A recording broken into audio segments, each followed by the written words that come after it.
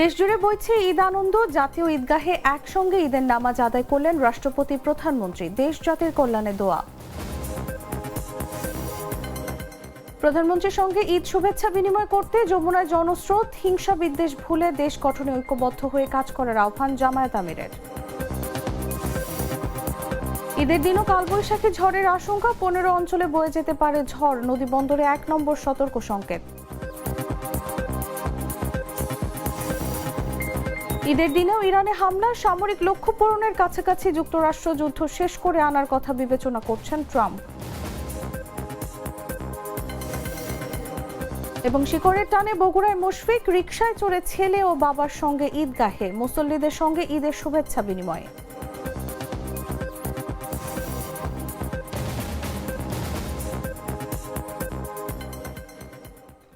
দর্শক, ঈদ মোবারক।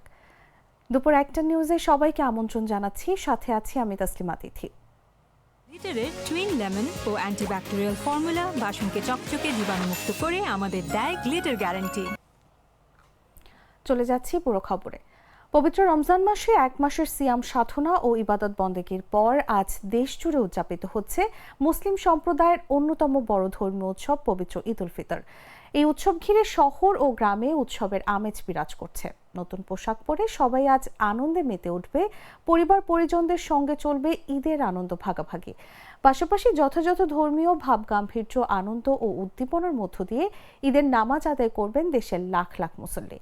এদিন জাতীয় ঈদগাহ ময়দানে পবিত্র ঈদ উল ফিতরের নামাজ আদায় করেন রাষ্ট্রপতি মোহাম্মদ শাহাবুদ্দিন ও প্রধানমন্ত্রী তারেক রহমান। সকাল 8:30টায় পবিত্র ঈদ উল ফিতরের প্রধান জামায়াত অনুষ্ঠিত হয়। এই জামায়াতে অংশ নেন তারা। এছাড়াও জাতীয় মসজিদ বায়তুল মোকাররমের জামাতে হাজার হাজার ধর্মপ্রাণ মুসল্লি অংশ নেন এবং নামাজ শেষে দেশ ও জাতির কল্যাণ কামনায় বিশেষ মোনাজাত করা হয়।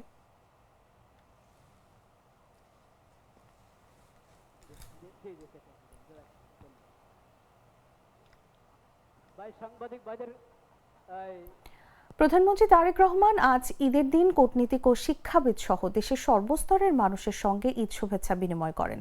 রাষ্ট্রীয় অতিথি ভবন যমুনায় শনিবার সকাল 10টায় এই শুভেচ্ছা বিনিময় অনুষ্ঠান শুরু হয়। প্রধানমন্ত্রীর সঙ্গে ঈদের শুভেচ্ছা বিনিময় করতে রাষ্ট্রীয় অতিথি ভবন যমুনা অভিমুখে ভোর থেকেই মানুষের ঢল নামে। সকাল 8:30 থেকে সর্বসাধারণের জন্য যমুনা প্রাঙ্গণের প্রবেশ পথ উন্মুক্ত করা হলে মুহূর্তেই ভিড় বাড়তে থাকে সেখানে।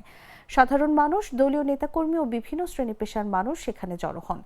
এক পর্যায়ে সেই জনস্রোত বিস্তৃত হয়ে হোটেল ইন্টারকন্টিনেন্টাল পর্যন্ত পৌঁছে যায়। নিরাপত্তা ও শৃঙ্খলা রক্ষায় আইন শৃঙ্খলা রক্ষাকারী বাহিনীর সদস্যদের তৎপর উপস্থিতি লক্ষ্য করা গেছে পুরো এলাকা জুড়ে।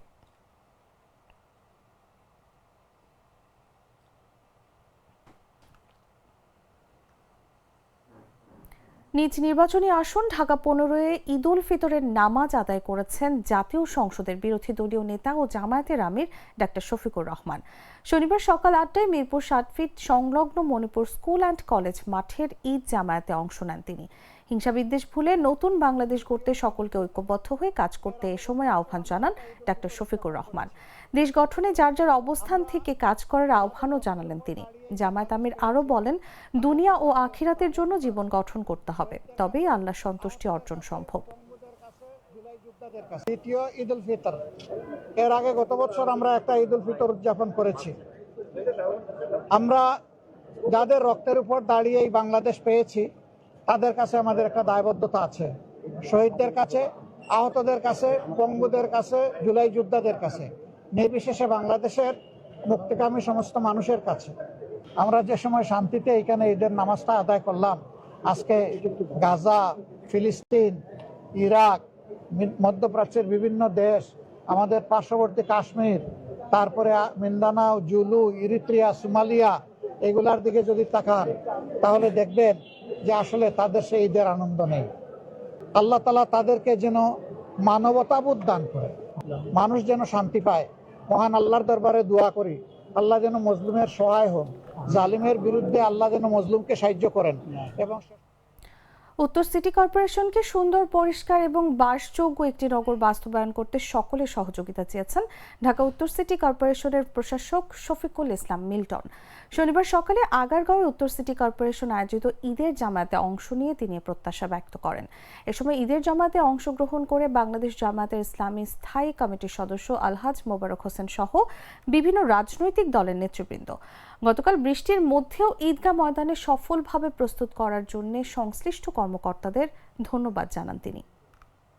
আমরা যতটুকু পেরেছি আয়োজন করেছি, তারপরেও যদি কোনো ঘাটতি থেকে থাকে আশা করি ইনশাল্লাহ আগামী বছরগুলোতে আমরা সেই ঘাটতি পূরণ করে আপনাদেরকে আরও স্বাচ্ছন্দ্যে সহজভাবে আমরা নামাজ আদায় করার জন্য আমরা চেষ্টা করবো ইনশাআল্লাহ। আপনাদেরকে ধন্যবাদ জানাই। পরিশেষে আমরা চাই এই উত্তর সিটি কর্পোরেশনের নগরকে আরও সুন্দরভাবে পরিষ্কার এবং বাসযোগ্য একটা নগরকে উপহার দিতে সকলে সহযোগিতার মধ্য দিয়ে এই প্রচেষ্টাকে আমরা বাস্তবায়ন করতে পারি। ভোরের কুয়াশা কাটতে না কাটতেই জনসমুদ্রে পরিণত হয় ঐতিহাসিক শোলাকিয়া ঈদগাহ ময়দান। দেশের সবচেয়ে বড় ও প্রাচীন ঈদ জামায়াতে এবার অংশ নিলেন 6 লাখেরও বেশি মুসল্লি, যা সাম্প্রতিক সময়ের মধ্যে অন্যতম বৃহৎ সমাগম হিসেবে দেখা হচ্ছে। শনিবার সকাল 10টায় অনুষ্ঠিত 199তম ঈদ উল ফিতরের এই জামায়াতে ইমামতি করেন শহরের বড়বাজার জামে মসজিদের খতিব মুফতি আবুল খায়ের মোহাম্মদ সাইফুল্লাহ। ধর্মীয় ভাবগাম্ভীর্য ও কঠোর নিরাপত্তার মধ্যে শান্তিপূর্ণভাবে সম্পন্ন হয় জামায়াত। জেলা প্রশাসক ও শোলাকিয়া ঈদগাহ পরিচালনা কমিটির সভাপতি মোহাম্মদ আসলাম মোল্লা জানান, দেশ বিদেশ থেকে আগত লাখো মুসল্লির অংশগ্রহণে এবারের জামায়াত ছিল নজিরবিহীন। তিনি বলেন, স্মরণকালের সবচেয়ে বেশি মুসল্লি এবারের জামায়াতে উপস্থিত ছিল। প্রশাসনের সব রকমের নিরাপত্তায় শান্তিময় জামাত অনুষ্ঠিত হয়েছে। ঈদের আগের দিন থেকেই কিশোরগঞ্জমুখী মানুষের ঢল নামে। দেশের 64 জেলা ছাড়াও বিভিন্ন উপজেলা থেকে দলে দলে মুসল্লিরা ছুটে আসেন শোলাকিয়ায়। কেউ আত্মীয়ের বাসায়, কেউ মসজিদে, আবার অনেকে খোলা আকাশের নিচে রাত কাটান শুধু একসঙ্গে ঈদের নামাজ আদায়ের আকাঙ্ক্ষায়।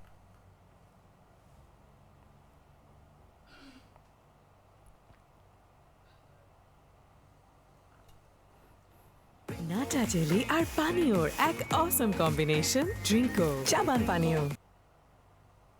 দক্ষিণ এশিয়ার সর্ববৃহৎ ঈদগাহ দিনাজপুরের ঐতিহাসিক গোরের শহীদ ময়দানে লাখো মুসল্লির অংশগ্রহণে ঈদ উল ফিতরের জামাত অনুষ্ঠিত হয়েছে।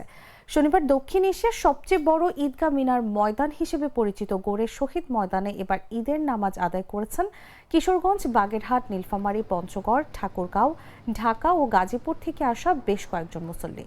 তবে এবার রাতে ঝড় বৃষ্টি হওয়ার কারণে দক্ষিণ এশিয়ার বৃহত্তম এই ঈদগাহ ময়দানে মুসল্লিদের উপস্থিতি ছিল অপেক্ষাকৃত কম। প্রতিটি পাড়া মহল্লায়, মসজিদ ও ছোট ছোট মাঠগুলোতে ঈদের জামায়াত অনুষ্ঠিত হয়েছে। এর আগে সকাল 6টা থেকে মুসল্লিরা সমবেত হতে শুরু করেন ঈদগাহে। ঠিক 9টায় শুরু হয় নামাজ।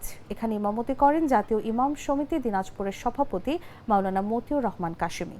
নামাজ শেষে দেশ, জাতি, মধ্যপ্রাচ্য ও মুসলিম উম্মাহ সহ 71 ও 24 শহীদ ও আহতদের জন্য শান্তি কামনা করে মোনাজাত করা হয়।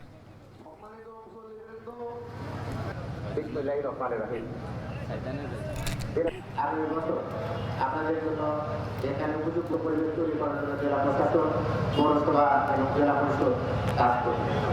এই মাঠে জেলা প্রশাসন, পৌরসভা এবং জেলা পরিষদের যারা মাঠকে প্রস্তুতের জন্য কাজ করেছে তাদের সকলকে আন্তরিক ধন্যবাদ জানাই। সম্মানিত উপস্থিতি, আমরা জানি দেশপ্রেম বিমানের নগর। নবীজি বলেছেন দেশপ্রেম বিমানের নগর, দেশপ্রেম বিমানের নগর। আসুন আমরা দেশপ্রেমে উদ্বুদ্ধ হয়ে আমরা পরিবার থেকে শুরু করে রাষ্ট্রীয় পর্যায়ে সকল পর্যায়ে আমরা দেশের প্রচলিত নিয়ম কানুন অনুসরণ করে কোরআন এবং হাদিসের আলোকে আমরা জীবন করি। সবাই ভালো। আজ ঈদের দিন দুপুর পর্যন্ত ঢাকাসহ দেশের 15টি অঞ্চলের ওপর দিয়ে বয়ে যেতে পারে সর্বোচ্চ 60 কিলোমিটার পর্যন্ত কালবৈশাখী ঝড়। এজন্য এসব অঞ্চলের অভ্যন্তরীণ নদীবন্দরগুলোকে 1 নম্বর সতর্ক সংকেত দেখাতে বলা হয়েছে। শনিবার ভোর 5টা থেকে দুপুর 1টা পর্যন্ত দেশের অভ্যন্তরীণ নদীবন্দরগুলোর জন্য আবহাওয়ার পূর্বাভাসে এ তথ্য জানানো হয়েছে। এতে বলা হয়, পাবনা, টাঙ্গাইল, ঢাকা, ময়মনসিংহ, যশোর, কুষ্টিয়া, ফরিদপুর, মাদারীপুর, খুলনা, বরিশাল, পটুয়াখালী, নোয়াখালী, কুমিল্লা, চট্টগ্রাম এবং সিলেট অঞ্চলের ওপর দিয়ে পশ্চিম বা উত্তর পশ্চিম দিক থেকে ঘন্টায় 45 থেকে 60 কিলোমিটার বেগে বৃষ্টি বা বজ্রবৃষ্টি সহ অস্থায়ীভাবে ঝোড়ো হাওয়া বয়ে যেতে পারে। এসব এলাকার নদীবন্দরগুলোকে 1 নম্বর সতর্ক সংকেত দেখাতে বলা হয়েছে। আজ সকাল থেকে ঢাকার আকাশ মেঘলা, সকাল 7:45 থেকে কোথাও কোথাও গুড়ি গুড়ি বৃষ্টিও হচ্ছে। দেশের দক্ষিণাঞ্চলেও গত রাত থেকে বৃষ্টি হচ্ছে বলে জানিয়েছেন পটুয়াখালীর 10 মিনার একজন বাসিন্দা।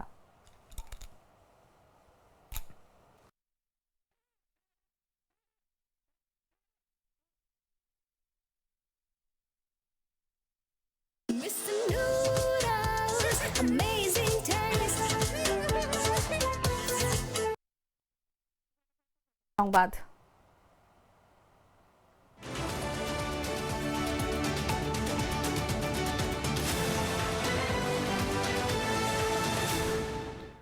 ঈদের দিন ভোরেও ইরানে হামলা চালিয়েছে ইসরায়েল। রাজধানী তেহরানে শোনা গেছে বেশ কয়েকটি বিস্ফোরণের শব্দ। শাওরি রায়ে ও কারাজ শহরে হয়েছে হামলা। ইস্পাহানেও মিসাইল ছুড়েছে ইসরায়েল। এর আগে হামলা হয়েছে বন্দর আব্বাস বিমান ঘাঁটিতেও। ইরানের হাজি আবাদে হামলার ভিডিও প্রকাশ করেছে যুক্তরাষ্ট্র। আমেরিকার সেন্ট্রাল কমান্ডের দাবি শহরটির সামরিক স্থাপনা ছিল লক্ষ্য। এদিকে ইরানও অব্যাহত রেখেছে পাল্টা জবাব।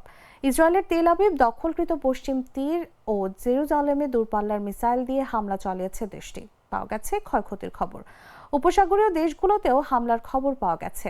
দিয়াগো গার্সিয়ার যুক্তরাষ্ট্র ও ব্রিটেনের যৌথ ঘাঁটি লক্ষ্য করেও মিসাইল ছুড়েছে তেহরান।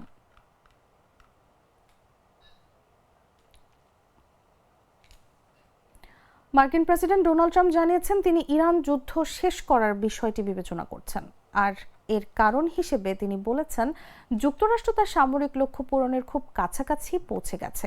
তিনি আরো বলেন হরমুজ প্রণালী পাহারা দেওয়ার দায়িত্ব সেই দেশগুলোর হওয়া উচিত যারা এটি ব্যবহার করে। যুক্তরাষ্ট্র তাদের মধ্যে নয়। গত মাসে সংঘাত শুরুর পর ইরান কার্যত এই গুরুত্বপূর্ণ নৌপথ বন্ধ করে দেয়ায় জ্বালানির দাম ব্যাপক হারে বেড়েছে। এদিকে ইরানের নতুন সর্বোচ্চ নেতা দাবি করেছেন তাদের দেশ শত্রুকে চমকে দেওয়ার মতো আঘাত করেছে। এর আগে ট্রাম্প একাধিকবার যুদ্ধ প্রায় শেষের পথে বলে ইঙ্গিত দিলেও বাস্তবে তা আরও বিস্তৃত হয়েছে। এই সপ্তাহে হোয়াইট হাউস যুদ্ধের জন্য অতিরিক্ত 200 বিলিয়ন বা 20,000 কোটি ডলার বরাদ্দ চেয়েছে। একই সঙ্গে আরও সেনা ও যুদ্ধজাহাজ মধ্যপ্রাচ্যে পাঠানো হচ্ছে। শুক্রবার ওয়াশিংটনে হোয়াইট হাউসের বাইরে সাংবাদিকদের সঙ্গে কথা বলার সময় ফ্লোরিডায় রওনা হওয়ার প্রস্তুতির মধ্যে ট্রাম্প বলেন, আমি যুদ্ধবিরতি চাই না। আপনি যখন প্রতিপক্ষকে পুরোপুরি ধ্বংস করে দিচ্ছেন তখন যুদ্ধবিরতি করা যায় না।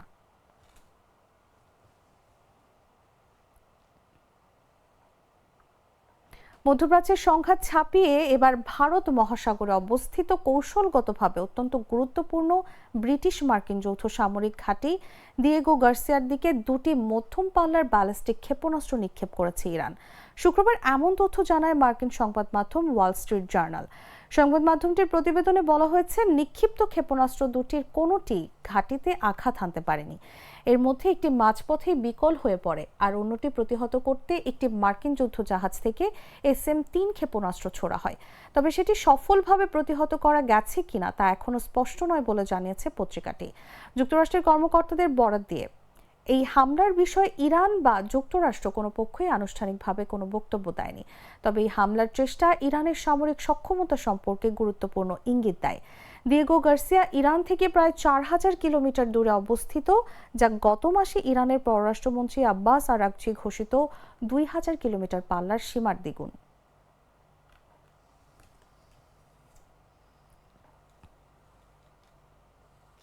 সংবাদ শেষ করব খেলার খবর জানিয়ে।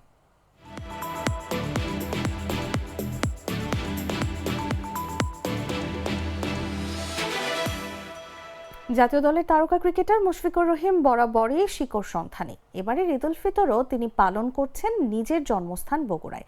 শনিবার সকালে রিকশায় চড়ে ছেলেকে সঙ্গে নিয়ে ঈদগাহ মাঠে নামাজ পড়তে যান সাবেক এই অধিনায়ক।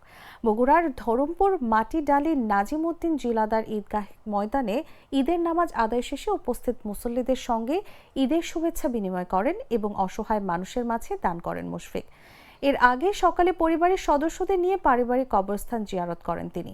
ঈদের আনন্দ ভাগাভাগি করে নেওয়া প্রসঙ্গে সবাইকে ঈদ মোবারক জানিয়ে মুশফিকুর রহিম বলেন, ঈদের আনন্দ পরিবারের পাশাপাশি আত্মীয় স্বজন ও গরিব মানুষের সঙ্গে ভাগাভাগি করে নেওয়া উচিত।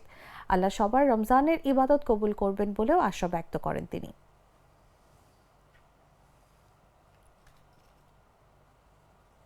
দর্শক, সংবাদ শেষ করার আগে শিরোনামগুলো জানিয়ে দিচ্ছি আরও একবার।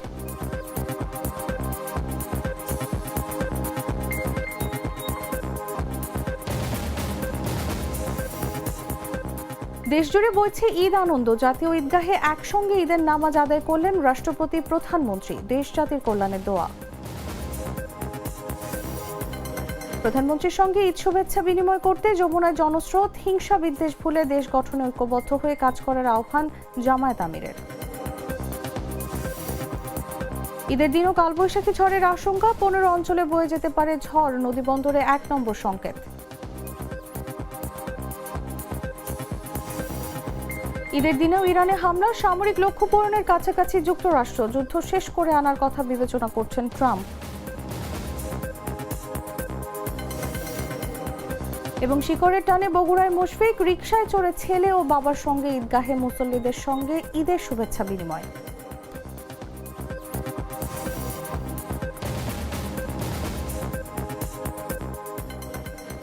দর্শক, এই ছিল এখনকার মতো। এরপর দেখবেন দুপুর 3টার নিউজ। প্রতি মুহূর্তের সর্বশেষ খবর জানতে ভিজিট করুন jagunews24.com। ফলো করুন আমাদের ভেরিফাইড ফেসবুক পেজ এবং সাবস্ক্রাইব করুন জাগো নিউজের ইউটিউব চ্যানেল। ধন্যবাদ সবাইকে।